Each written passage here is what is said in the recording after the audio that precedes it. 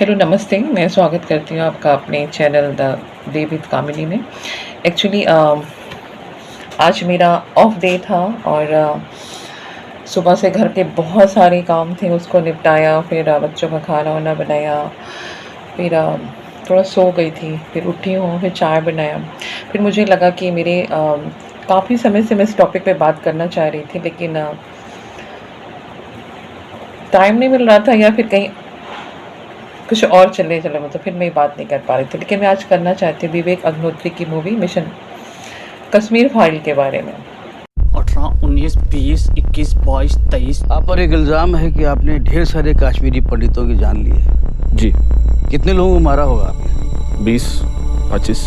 अगर वो आपसे कहते कि अपने सगे भाई को मार दो तो? मार देते। और आपसे आपकी माँ को मारने के लिए कहते तो मार देते? मार देते। उसके सामने हम अपनी माजी की कोई बात नहीं करेंगे। मतलब no mention of exodus? No exodus नहीं, जेनोसाइड। देखो कौन है, कृष्णा। रात तक कश्मीर छोड़कर जाने को कहा है। हमारे लोग मर रहे हैं सर। कश्मीर चल रहा है, खुलेआम कश्मीरी हिंदुओं का कत्ले आम हो रहा है। पंडितों को किसी ने नहीं भगाया, वो खुद भागे, गवर्नर से मिल गए। जहाँ शिव सरस्वती ऋषि कश्यप हुए वो कश्मीर हमारा था, जहाँ पंचतंत्र लिखा गया वो कश्मीर हमारा था। तू जानता ही क्या है कश्मीर के बारे में? Kashmir has never been an integral part of India and this is a historical fact. Kashmir! अपना धर्म बदलो, भागो क्या मर जाओ। कश्मीर के मसले का एक ही हल, अल जिहाद।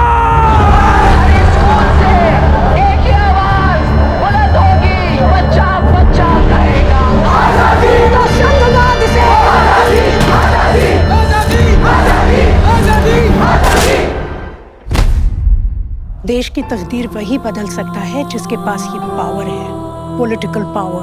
पॉलिटिक्स का बस एक ही अंत है, विनाश, मौत। तो मौत के डर से मैं भी कायर बन जाऊं।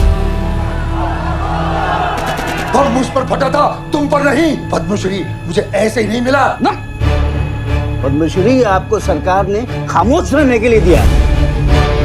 आजादी is a song of terrorism. It's an anthem of free Kashmir, exactly like Jan Gan Man of India. जब मासूम लड़कों को गाड़ियों से बांध कर घसीटा जाएगा और उन पर रेप चार्जेस लगाए जाएंगे तो ये सताए हुए लोग गन्जे उठाएंगे सर। कश्मीरी पंडितों ने तो कभी कोई बंदूक नहीं उठाई, क्यों? And we'll never allow Kashmir to be an integral part of this country. चाहे उसके लिए आग क्यों ना लगानी पड़े। This is the time for justice, Krishna.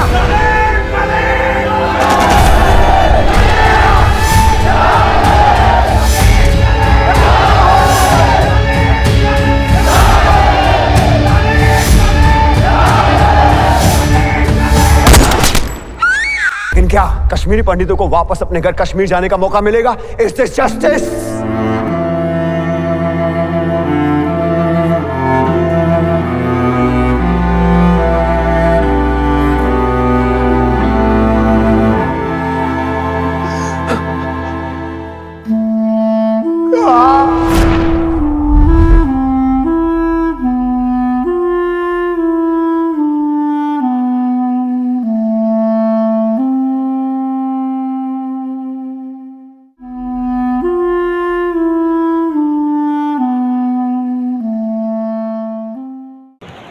Actually ये जो मुद्दा है ये आज का नहीं है, ये कोई नया नहीं है, ये बहुत पुराना है।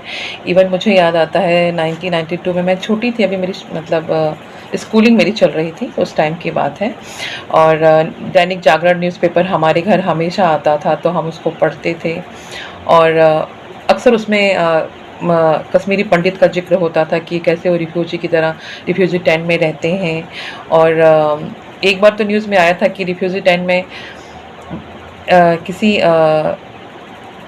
किसी बच्चे ने जन्म लिया था। तो मुझे ये हमेशा लगता था कि अपने ही देश में कोई कैसे पराया हो सकता है। और लेकिन उस टाइम लोगों ने उस बात को इग्नोर किया था, उस मुद्दे को। But thanks to Vivek Agnihotri जिन्होंने इस टॉपिक पर को फिर से छेड़ा और मुझे सिर्फ इतना कहना है कि thank you Pallavi ji, thank you Anupam Kher ji, entire team. उन्होंने जो काम किया है वो फैबुलस काम है, और लाइक सब तो है ही नहीं, और उन्होंने एक न्यू एनर्जी दी है इंडिया को कि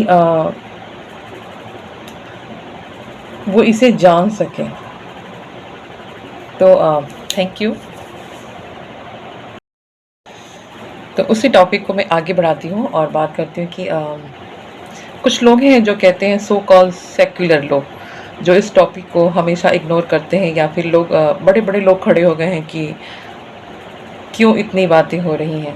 बट मैं उन लोगों से पूछना चाहती हूँ कि क्या कश्मीरी पंडितों को कश्मीर से निकाला गया था या नहीं? जस्ट से यस या नो, और अगर हाँ तो क्यों? और जो लोग ये सेक्युलर लोग जो हमेशा कहते हैं हम सेक्युलर हैं, लेकिन वो एक तबके की तरफ ही चलते हैं, ऐसा क्यों?